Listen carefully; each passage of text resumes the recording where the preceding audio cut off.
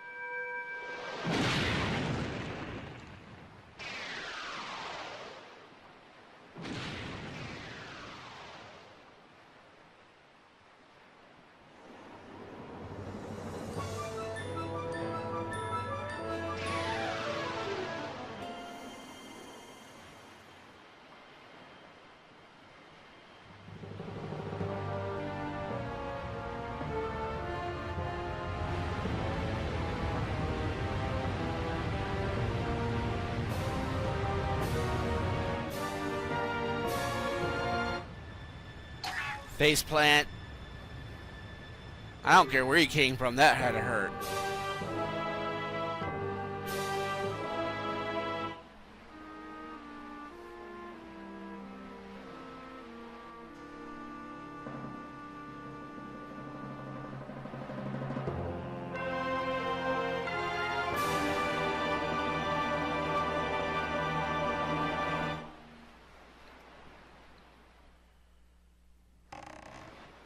This tower, which the pearls of the gods have caused to appear, is a place that the gods of the ancient world prepared so that they might test the courage of men. Only one who is able to overcome the trials that await here will be acknowledged by the gods as to be the true hero. Only then that will hero be permitted to wield the power to destroy the great evil. Paladin, that which you must obtain now lies before you. You must believe in your own courage, which has led you to triumph over the many hardships you have faced, and you must triumph once again. You must rise above the trial of the gods.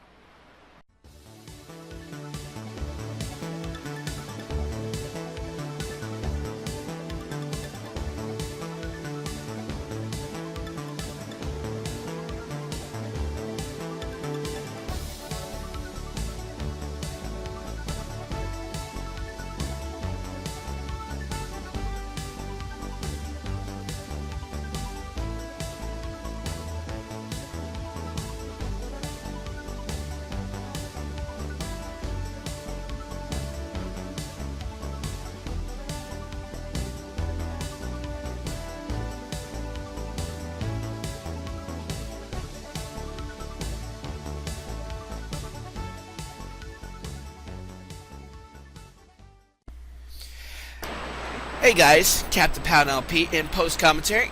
Welcome to another episode of The Legend of Zelda, the WindWaker. In the last episode, basically we put the pearls back near in their proper places, proper statues more or less, along the Triangle Isles. In this episode, guess what has arisen from the sea? This is known as the Tower of the Gods. So here we go. We might as well go ahead and get started here. Mind you, this is post-commentary. I really apologize for it.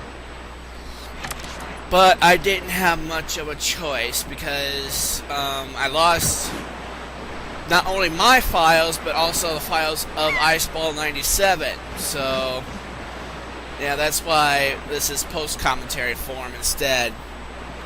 So, we're going to go ahead and just gently sail inside here. I brought myself something to drink because I'm going to be post-commentating in the next 4 episodes.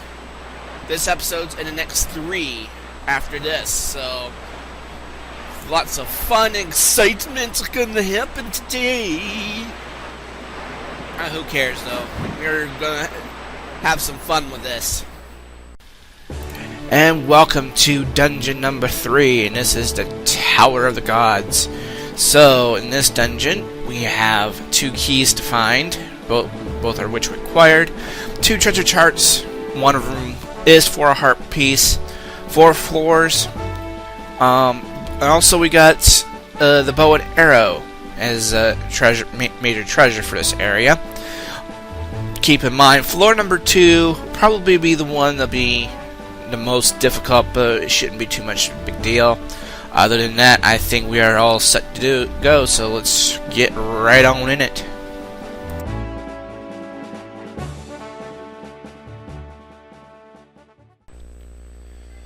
Tower of the Gods. Now, mind you, this is not a very easy dungeon. It's actually, you know what? Given that we have 6 hearts, I'm probably not going to be that easy to that may think, because I think at this point you can have up to 8. But this is going to be like a 6-heart run of this, so no big deal with that. So that's good. No, nothing fancy schmancy about that, but we will, actually, enjoy what we can of this. I have my nice cup of tea here to help me deal with, any talking issues. Going to be talking for the next 22 minutes or so. Now, the story about this place, there's really not much story to this tower, because this is, okay, given that this is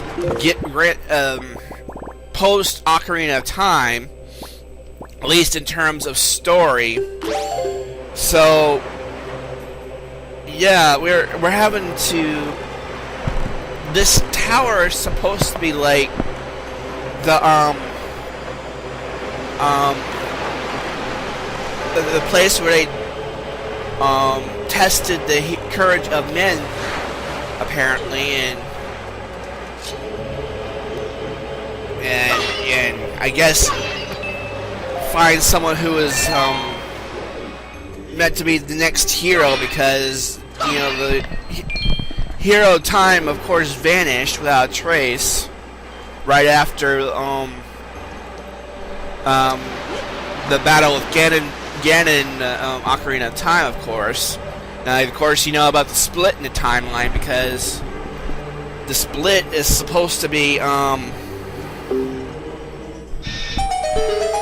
as a result of going back and forth through time, and the theory is that there's Hyrule A and Hyrule B, that the Sacred Realm is basically another, parallel Hyrule or something like that. So this is kind of, a little bit, it gets dicey with all the, explanations and everything about this game and such.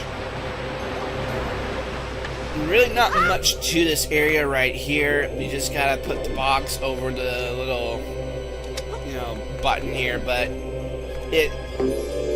once the water rises again, the bridge disappears. So we have to go back to the beginning here, and we gotta wait for it to go back down so it'll land on the bridge. Now we gotta take that column pillar with us. Alright, just like that, so you don't have a lot of time.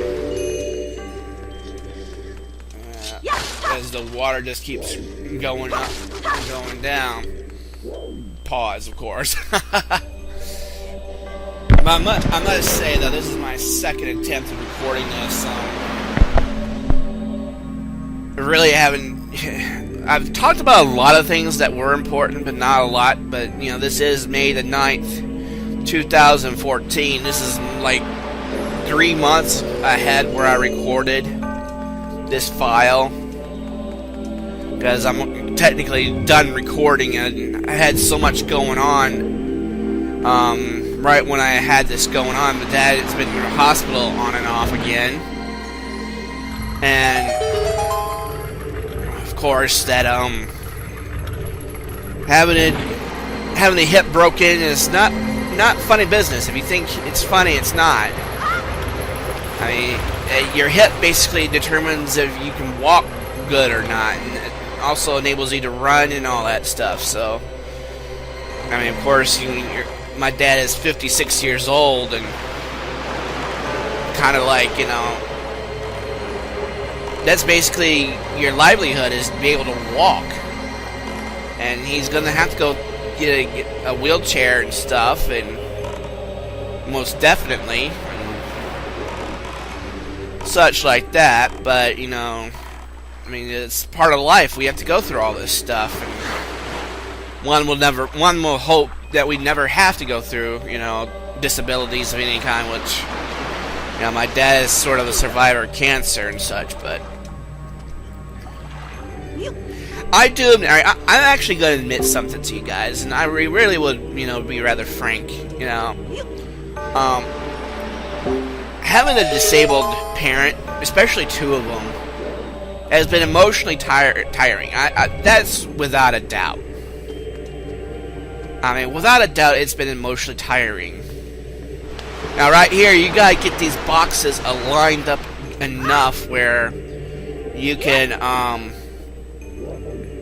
you know, take one of the sticks over there and you gotta jump across like a little bridge. So it's a little, you know, maze you have to do this with. You can use all the boxes, you can use very few of them, but that's totally up to you and how you want to make your bridge.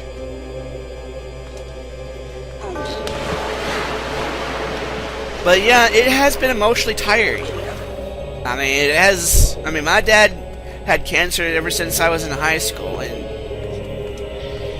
I mean, to be honest, it is, you know, emotionally tiring having to worry about a parent, but also you got to move on with your life, and having a dad that's going to a hospital time and time again with on that incident alone has been, you know, tiring. Even trying to stay strong about it has been really, you know, tough.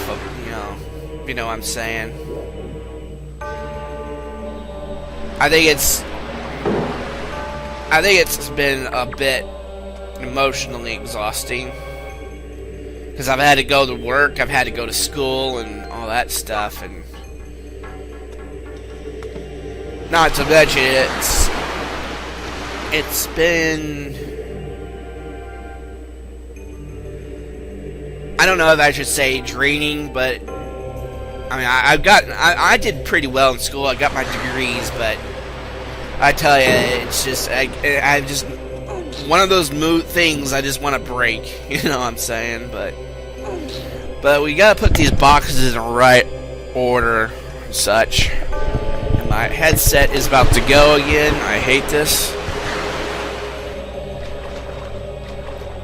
I should probably have a timer here. Yeah, because we are only 9 minutes in the video right now. According to my counter, you'd probably be a little bit longer for the intro and the credit intro and all that stuff, so. This is particularly annoying room if you don't do it right, and don't stretch, Link. Come on now.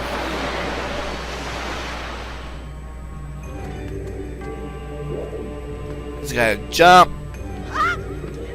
Yeah, because I took too. Yeah, you took too long because.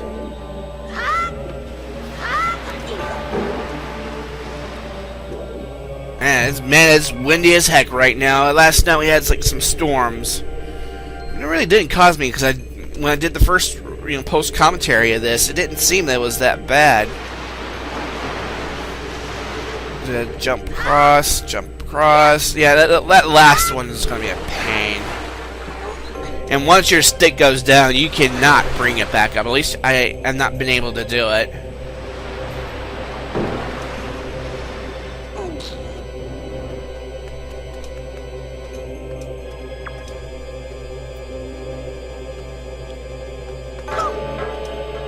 There we go. Probably even wiser that we had to.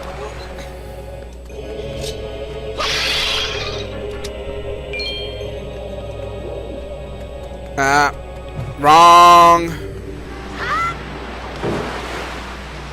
I don't know what I was doing there. I mean, really, if I had used more of those blocks, you'd probably be able to do it. But me being a minimalist, you know, I get overconfident in my thinking that I can actually do something like this. And we don't got any left, so all we can do is now is just reset, because all we could do is just hopefully and those, once they're down there, they're down there. You can't bring them back up, so it's sort of like, you know, unless you have, like, I think maybe if you have 2 blocks pushed together, maybe, but that's about the only time. Yeah, see, they're not gonna stay. They're not gonna stay, so we're gonna have to reset the game. Reset the room. Ah! Okay. That was a close call there. Oh, come on, stop going out in one ear, please. Alright, so other than that, I guess I'm okay. We're now past 500 videos, which I'm very proud of actually mentioning. I mean, now 500 videos of CPLP, but I'm going to hopefully start pick things back up again during the summer, but it all depends on what's going on during the summer that requires my attention. I'm also filing my paperwork to go back to school, because apparently my accounting degree is pretty much worthless now and all that, and I'm not really a happy camper about it, to be honest with you.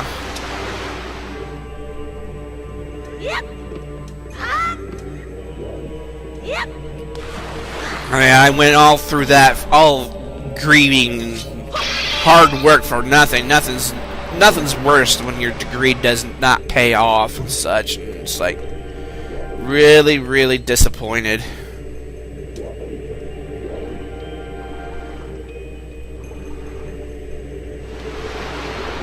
Not gonna happen.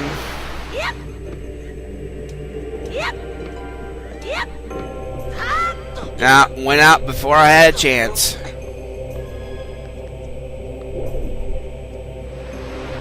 Make sure I take the stick back with me.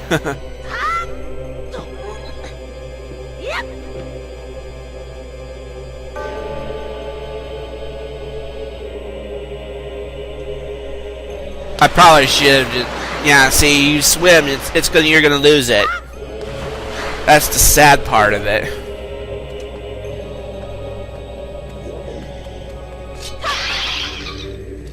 Yeah, noticing how dumb I feel about doing this. I mean, seriously, I just didn't use logic. But there are 4 floors in this temple, so I don't know why you'd be able to know that without a map, but yeah, there's 4 floors.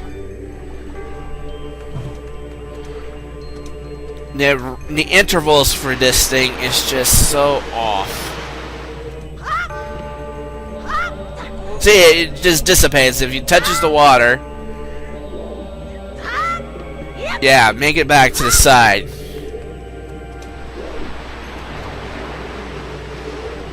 Not gonna happen. I probably should cut some of that out, but I don't know. We'll see.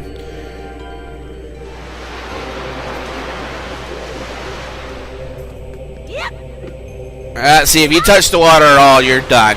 You're done. So, alright, 2 left to go.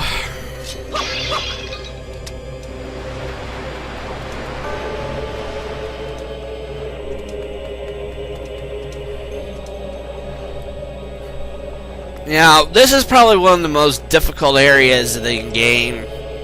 I think this is probably the most difficult one. I don't know why it is, but this seems to give me more problems than... see, if it touches the water. If it touches the water, you're done. That's what's so sad about that. You touch the water, it's done. I mean, it's really not right.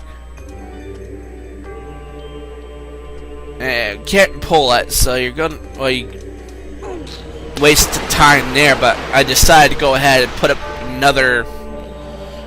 We're gonna put up another block at the end there.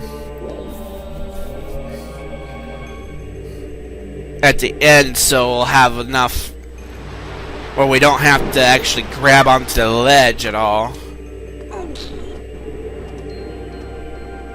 You gotta go around. Yeah, I think this is probably the most challenging room in the entire dungeon. I think this one is. I think if you get by this one, at least for me, you'll be fine. But this one I think is the most time-consuming part. I mean, if you're watching this for the first time, you probably know what to do now, but for me, this was always the problem for me, anyway. But we're gonna go ahead and go back up here. Oh, for crying out loud. Pause the video. Sorry about that, guys. Phone rang and I had to talk to somebody, and I was really happy about it. I hate getting calls whenever I get this, you know, I mean, really.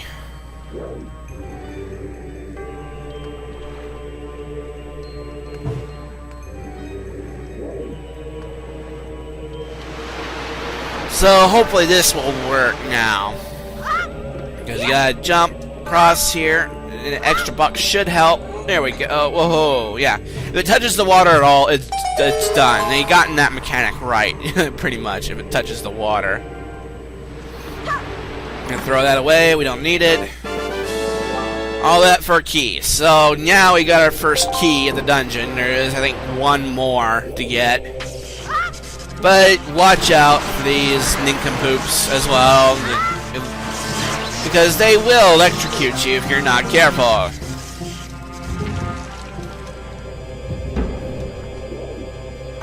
So, this room is pretty much done. We don't really need to come back here. We need to go and find the dungeon map. If we have yet to find it.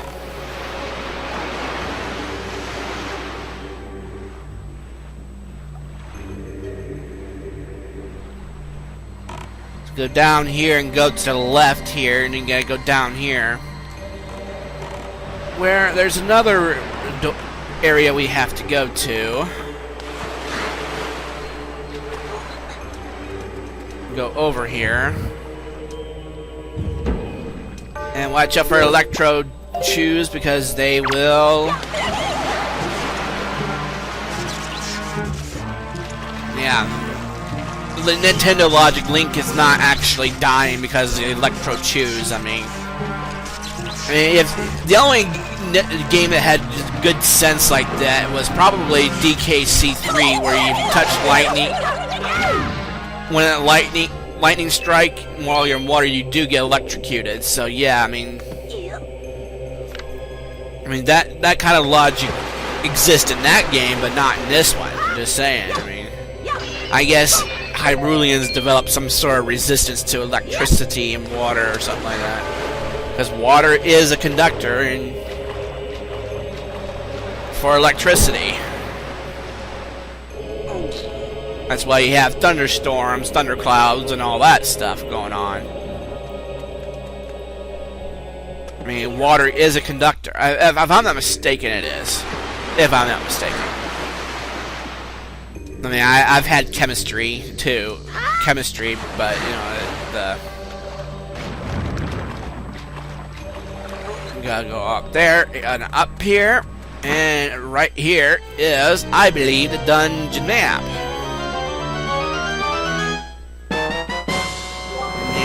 We have a correct prediction. Okay, so dungeon map, there's 4 floors like you saw before. So yeah, we got a lot of ground to cover, and so we've still got about at least an hour's worth of dungeon to go through. And I hear electricity. I see electricity. You ever watch, for those of you who live in North Carolina, have you ever heard of Duke Power? They had a cartoon named Zach. He was basically the, you know, I guess, mascot for Duke Power in North Carolina. And they had this cartoon character named Zach, and he was basically, you know, the safety, you know, person that taught kids about electricity and all that stuff, how it'd be safe around electricity and such. So it's kind of like, you know, it's one of those interesting things you saw on TV when I was a kid, but I used to live in North Carolina, of course. Alright, let's go through here. There's another. There's nothing but pottery. There's nothing here. So what we're going to have to do is push this thing all the way over. Maybe we can do it. No. It was going up. Not quite good, far enough though.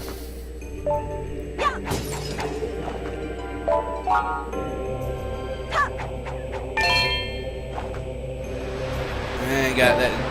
Now in WindWaker HD, the green and red gloves are worth 10. I think in this version it's only worth 1 or 2. So you know, you would still be able to get a profit from them, but it won't be very much, if you know what I'm saying. Vacate the premises. There you go. And watch out, there's a surprise in there.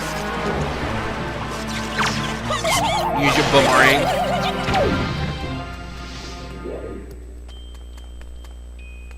There you go. And now we're full on bombs again after wasting on those arc rocks. And yes, I know what I wasted them on. I watched the last episode. Oh, fudge. We can't get up there unless we had a... Oh, jeez. Well, fine. Be that way, game. I mean, really. They really make you work, I tell you. They really make you work. Just push it as far over there as you can, because it's going to rise back up. Just like that, yeah. So we're having to wait a tide just to, you know, because we can't reach it from over here.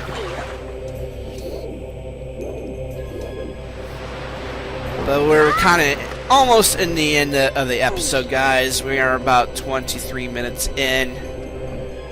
We've got another minute and a half to go. Just get over, push it over. I think we're good enough. Just need to jump in. I think one of these is a fairy, maybe. No, or a joy pendant. Yeah, you do want to keep collecting those at all costs, because they will become useful in your side quest with Miss Marie. But this is a good stopping place. We're almost done with the episode here.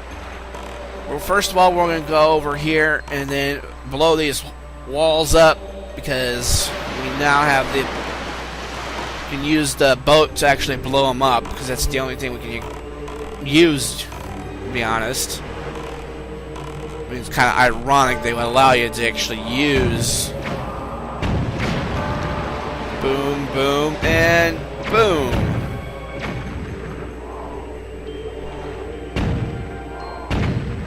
Alright, so that's it for this, but I think we'll end things here. In the next episode of Legend of Zelda the Wind Waker, we'll continue on in our mad quest in this dungeon. We've still got a lot to pick up in terms of collectibles, and the next floor of the room is kind of a bit difficult to do, so we'll spend most of the next episode in the second floor. So until then, this has been your host, CaptainPaladinLP.